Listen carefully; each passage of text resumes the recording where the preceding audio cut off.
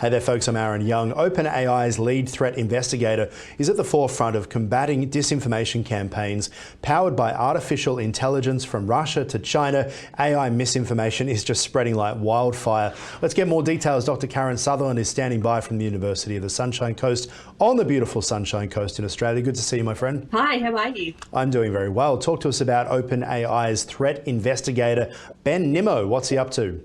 He's been uncovering a lot of issues around, allegedly, countries like Russia and China are using ChatGPT to really craft sophisticated misinformation to try and sway the discourse around political campaigns. And so they're finding this, coupled with the amplification of these messages via social media, is just something that we haven't seen before. It's really surpassing traditional methods of getting that misinformation out there.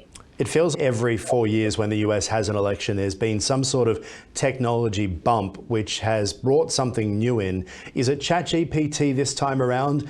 We know deepfakes were around at the last election. They're still getting better as time goes by, but you're mentioning Russia and China using ChatGPT this time around.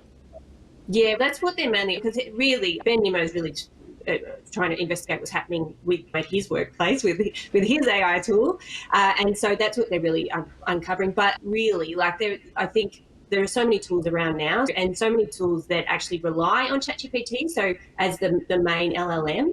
But yeah, I think they're using a whole range of methods, but this is just one that's come out this week.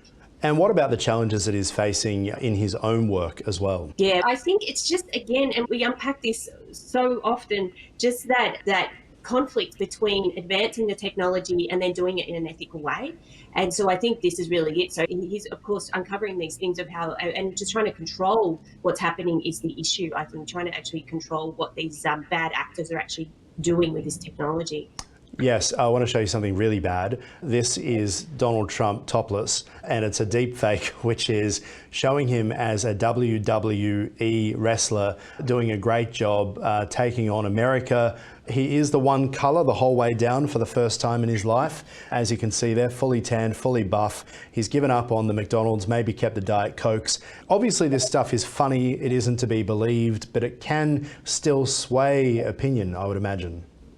Oh, absolutely, because look, I can just give you a finding from my own research that I found quite astounding that's actually come out this week through my analysis. So I surveyed 400 people across the UK, Australia and the US, and it was nearly half of them found that actually fact-checking AI-generated content was only moderately important or less than. So it's not only these major sort of countries amplifying and sending out misinformation, it's your average person who's using ChatGPT who doesn't really understand what it's all about.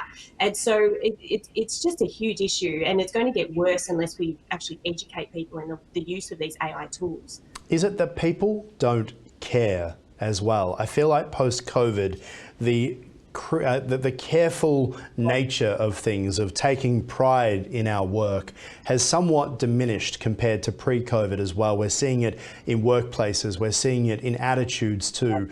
Are people looking at ChatGPT as a bit of a shortcut? They're not even reading it before they hit publish. Oh, I absolutely. And it's almost like they're trying to tick the box and say, I've done that task now, without actually doing the task, without actually looking.